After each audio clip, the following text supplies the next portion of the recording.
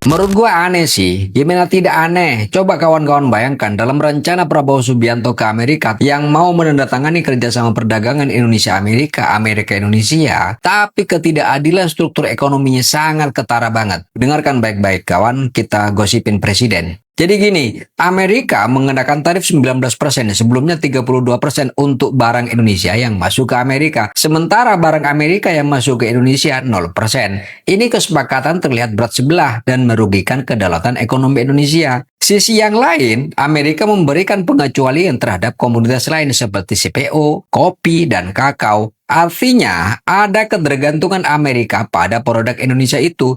Kenapa tidak jadi daya tawar di meja perundingan? Apakah ini karena ulah elit politik nasional kita supaya usaha pokoknya tidak terganggu oleh tarif itu, sementara membiarkan komoditas lainnya dikenakan tarif 19%. Kan licik namanya. CPO sawit siapa yang punya? Oligarki. Kopi siapa yang punya? Sama, oligarki. Kakao siapa yang punya? Ya sama, oligarki yang mungkin ada di sekitar presiden. Sementara komoditas yang dikenakan tarif 19% siapa yang punya? Ya pemilihnya dong.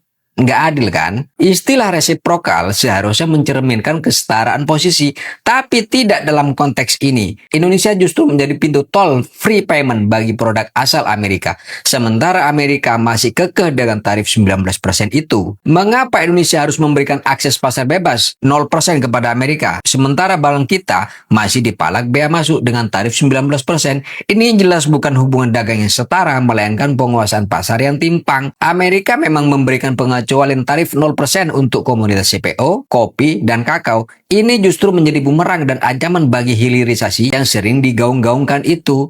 Akhirnya apa? Indonesia terus menjadi penyuplai bahan baku bagi industri Amerika setelah matang dijual lagi di Indonesia dengan harga yang mahal. Itu teori ekonomi sejak zaman dahulu kala kan? Tapi kenapa dilupakan? Pemerintah harus berani menuntut kesetaraan tarif. Jika produk Indonesia masih dikenakan bea masuk 19%, maka secara logis dan adil, Indonesia juga harus menerapkan tarif yang setara bagi produk Amerika.